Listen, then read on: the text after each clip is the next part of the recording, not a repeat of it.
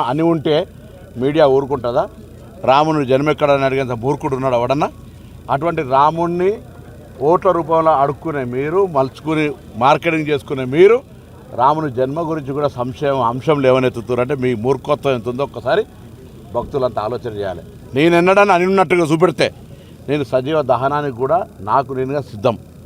అనని మాటలు ఆపాదించే విధంగా మాట్లాడితే నీ రాజకీయ రంగు తెలుస్తూ ఉన్నది.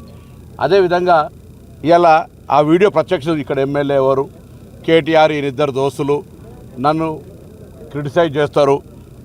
రాముడు జన్మెక్కడ అన్నారు, అక్షింతలు ఎక్కడ అన్నారు, మీ అమ్మ కుట్టినవా అని మళ్ళీ నేను అమ్మ పేరు మీద రాజకీయం చేస్తున్నా అంటున్నాడు. నేను మా అమ్మ పేరు మీద రాజకీయం, అమ్మ ప్రస్తావన తెచ్చింది ఎవడు? అమ్మను రాజకీయాలకు తీసుకొచ్చింది ఎవడు?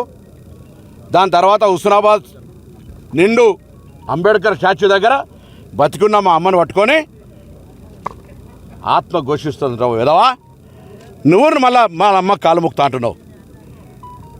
ఇలా నాకు ఎంత బాధ కలుగుతుండొచ్చు? నేను ఎన్నడైనా ఏదైనా రాజకీయ పరంగా ఎవరైనా వ్యక్తిగతంగా కుటుంబాలను విమర్శించుకున్నామా? ఇవేందో రమేష్ బాబుతో ఇంత పెద్ద శత్రుత్వం ఉన్నా ఎన్నడూ కూడా వాళ్ళ కుటుంబ సభ్యులనే మాట్లాడలేదే. ఇలా నా అమ్మను పట్టుకొని బతుకున్న అమ్మ, నా తల్లి రోజు 4 సార్లు ఫోన్ చేస్తుంది, అందరికీ తెలుసు, ఏడికైనా ఆశీర్వదిస్తుంది. అటువంటి ఆమెను పట్టుకొని ఇలా 80 సంవత్సరాల అమ్మను పట్టుకొని ఆత్మకు శోభిస్తుంది అంటున్నావా?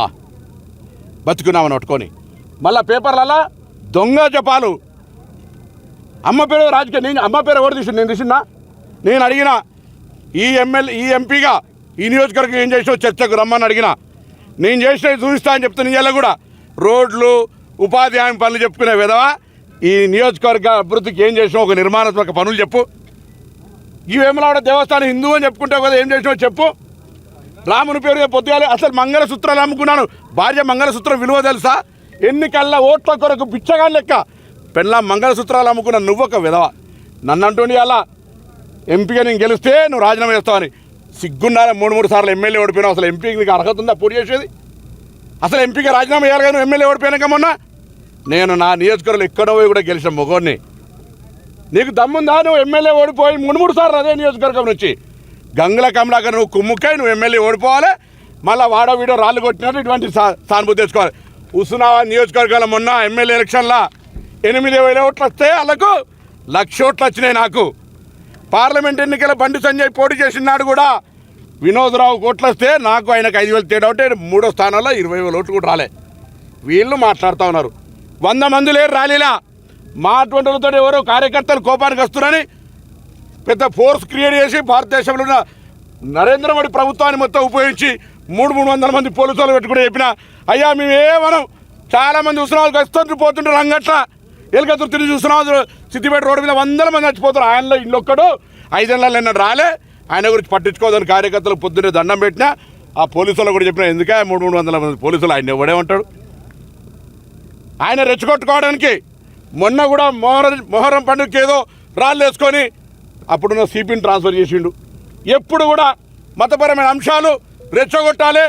అసలు కేసీఆర్ గారు కూడా ఏమన్నారా పోయిన ఎన్నికల్లా, అరే నేను యజ్ఞాలు చేస్తా, నేను ఇంత పెద్ద భక్తుడిని, పాడోడు ఈడోడా హిందుగాలు బొందుగాలని పెద్ద హిందువుల పేరున్న బ్రాండ్ అంటాడు, నాకంటే ఎవడు ఎక్కువ అన్నాడు. దాన్ని ఎన్నికల రాజకీయం చేసుకొని గెలిచిన బిడ్డ. ఇవాళ తల్లి, ఏ తల్లి అందరికి తల్లిని రాజకీయాలకు లాగినావు. నేను ఈ తెలంగాణలో తల్లులందరినీ కోరుతున్నా, వాళ్ళ భారతీయ జనతా పార్టీ నాయకత్వాన్ని కోరుతున్నా.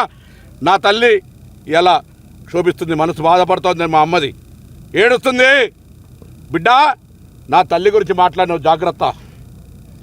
ఆవేదనతో చెప్తా ఉన్నా. నిన్న మొన్న నాకు తెలుసు, మా మిత్రులంతా మాట్లాడితే ఒక్కొక్కరు రాత్రి నిద్రపోలే. అటువంటి పరిస్థితుల్లో మా అమ్మ గురించి మీరు అందరూ తెలుసు కదా, కుటుంబం మా కుటుంబం నేపథ్యం. వాడు నా తల్లి గురించి మాట్లాడతాడే. మళ్ళీ పేపర్లలో వాట్సాప్లలో అమ్మ పేరు రాజకీయం చేస్తుంది. నేను అన్న అమ్మ పేరు తీసినా ఎప్పుడన్నా? ఇన్నిసార్లు ప్రెస్ కాన్ఫరెన్స్ చేసినామా? ఎవరన్నా ఎక్కడన్నా కుటుంబ సభ్యుల పేరు తీసినామా? వీడియో చూడండి. నేను మీ అమ్మని అనలే, మీ అమ్మ అని ప్రత్యేకించి వీడియోలో. ఇక్కడ ఎమ్మెల్యే ఎవడని, ఈ ఎమ్మెల్యే కేటీఆర్ కలిసి నన్ను తిడుతున్నారని, రాముడు జన్మ ఎక్కడ అడిగిందని, అక్షంతల గురించి అడిగిందని, మీ అమ్మకు నువ్వు పుట్టినవా అని అంటే వాళ్ళ అమ్మ జవాబు చెప్పాలి. మళ్ళా హుస్నాబాద్ సభలా మా బతుకునమ్మని పట్టుకోవట్లట. అందరు కోరుతున్న దండం పెట్టి ఇటువంటి మూర్ఖుడు మనకు 5 ఏళ్ళు ఎక్కడ కనవల్లే. ఏ ఊర్లో తిరిగిండు అడుగుంది, ఏ ఊరికి ఏం చేసాడు అడుగురి.